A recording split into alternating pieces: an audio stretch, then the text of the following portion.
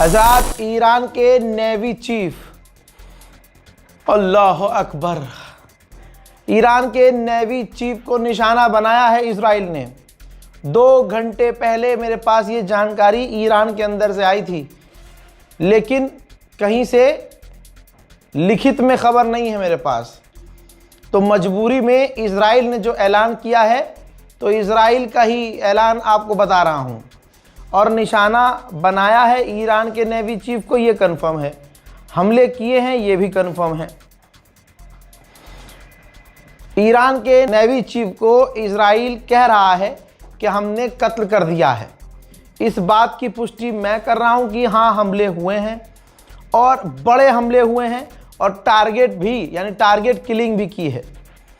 तो ईरान को ये बहुत बड़ा एक और झटका कि ईरान के नेवी चीफ, देखिए मैंने कल बताया था आपको कि ईरान माना नहीं शर्तें, अमेरिका इजराइल बौखला गए, वो जीत का ऐलान कर रहे हैं। इधर ईरान हमलों पर हमले कर रहा है। ये भी खबर आई कि ये 5 दिन के लिए ईरान पर जो बड़े हमले डोनाल्ड ट्रंप ने रोके, इसी के बीच इजराइल का प्लान था कि ईरान के पार्लियामेंट स्पीकर हैं और ईरान के विदेश मंत्री, उन्हें कत्ल किया जाएगा, लेकिन रोक दिया था इजराइल ने ये ऑपरेशन, क्योंकि डोनाल्ड ट्रंप ने ऐलान कर दिया था कि हम इन्हीं से बात कर रहे हैं। तो देखिए उनके ऊपर भी खतरा बढ़ गया है। मैं आगे की बात बता रहा हूँ। और ईरान के टॉप लीडर इसलिए शहीद हो रहे हैं, मारे जा रहे हैं, क्योंकि वो मैदान जंग में हैं।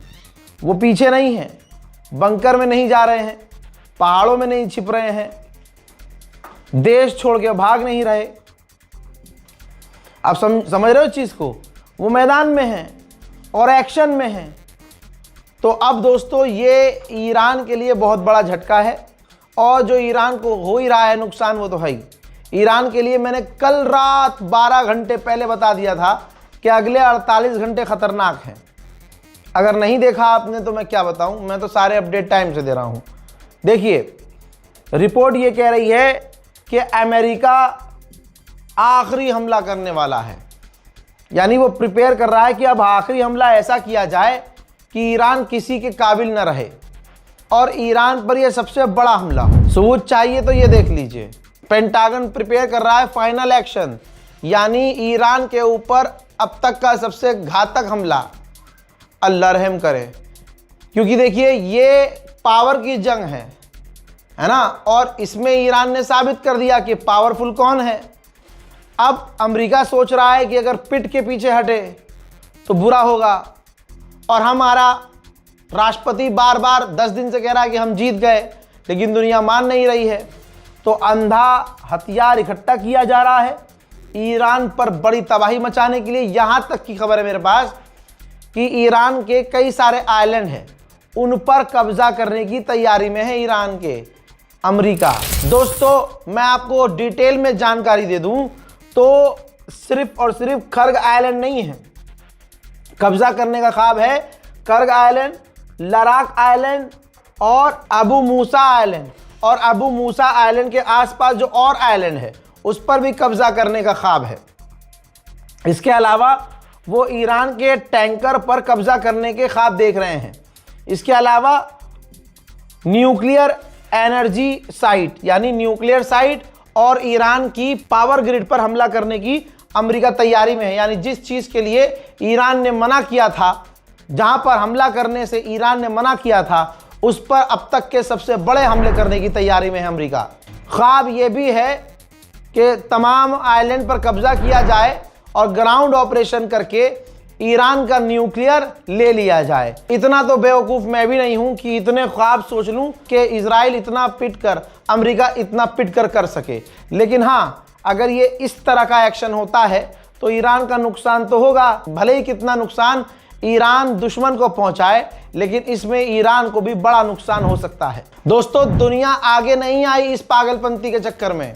इस डोनाल्ड ट्रंप की इजराइल के लिए लड़ने वाली लड़ाई में कोई सामने नहीं आया, तो किलस गया है बुरी तरह से डोनाल्ड ट्रंप। और इतना किलसा हुआ है कि डोनाल्ड ट्रंप ने गालियां बकना शुरू कर दी है नेटो को। नेटो का कहा है कि ये पागलों का संगठन है, ये मदद करने के लिए नहीं आया जब हमें मदद की जरूरत थी, और ये हम याद रखेंगे। हमने उनकी नेवी तबाह कर दी है, उनको ख़त्म कर दिया है, हमें ज़रूरत नहीं है। लेकिन मैं याद रखूंगा कि नेटो हमारी मदद के लिए नहीं आया था। ईरान की जो बंदर अब्बास नेवल साइट है वो बुरी तरह से तबाह हुई है, अल्लाह रहम करे। देखिए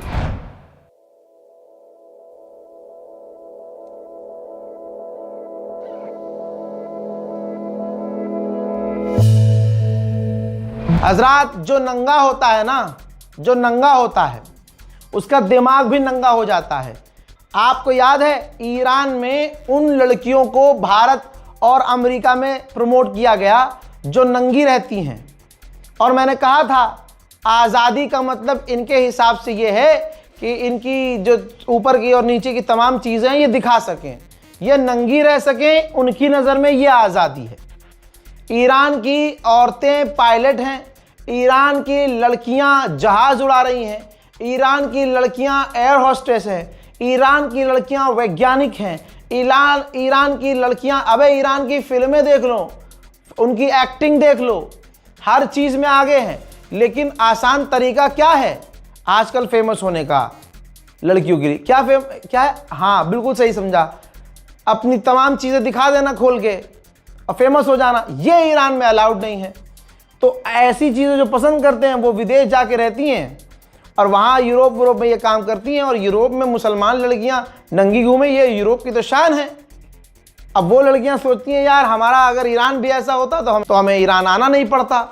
ऐसे में एक ईरानी लड़की, यहाँ हिंदुस्तान में भी बहुत सारी ऐसी लड़कियाँ हैं, दिमाग जिस दिन घूमेगा सबका फोटो, सबका नाम और रील बनाती हैं, फिल्मों में भी काम कर रही हैं।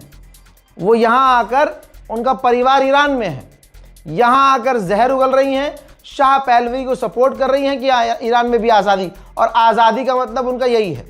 ये सब ड्रामे हैं कि ईरान में ज़बरदस्ती 4 साल की लड़की से शादी, 7 साल की लड़की से शादी।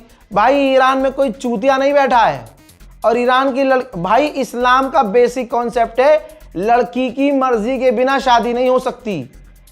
ये सारा प्रोपेगेंडा चला रहे होते हैं सब ईरान के खिलाफ, इस्लाम के खिलाफ प्रोपेगेंडा। अबे जब कहा गया है कि लड़की की रजामंदी के बिना शादी नहीं हो सकती, तो 7 साल, 8 साल, 14 साल की लड़की से शादी कैसे हो जाएगी? ईरान में देख लो 79%, एक कम 90% लिटरेसी रेट है, यानी लगभग हमसे ज़्यादा पढ़े लिखे लोग हैं वहाँ। तो सोचिए वहाँ ये सब होगा, प्रोपेगेंडा है, सिर्फ प्रोपेगेंडा और कुछ नहीं।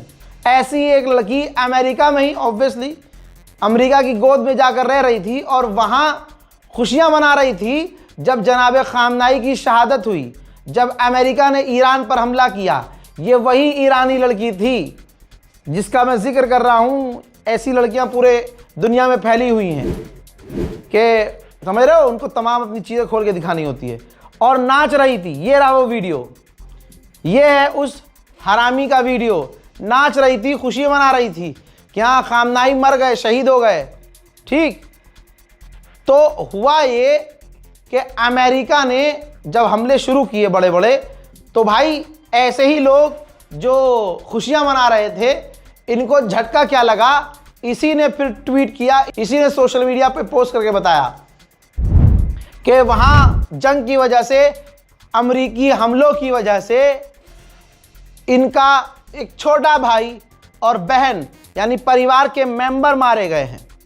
ये हराम की नस्ल विदेश में जो हमले कर रहा है अमेरिका, वहाँ ही खड़ी होकर नाच रही थी कि अमेरिका ने, और देखिए बेशर्मी, देखिए जो ईमान बेच देता है उसकी हालत क्या होती है।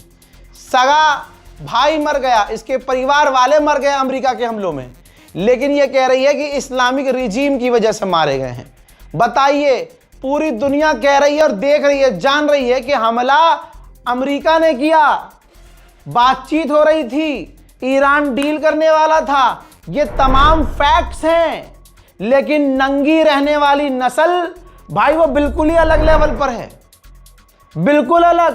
कौन क्या कह रहा है बाहर में जाए, सगे घर वाले मर गए, खानदान वाले, परिवार वाले मर गए, लेकिन शर्म नहीं। इसकी मजबूरी अब ये है कि अमेरिका में रह रही है, अमेरिका में रह के ये नहीं कह सकती कि डोनाल्ड ट्रंप के हमलों में हमारा परिवार का व्यक्ति मारा गया।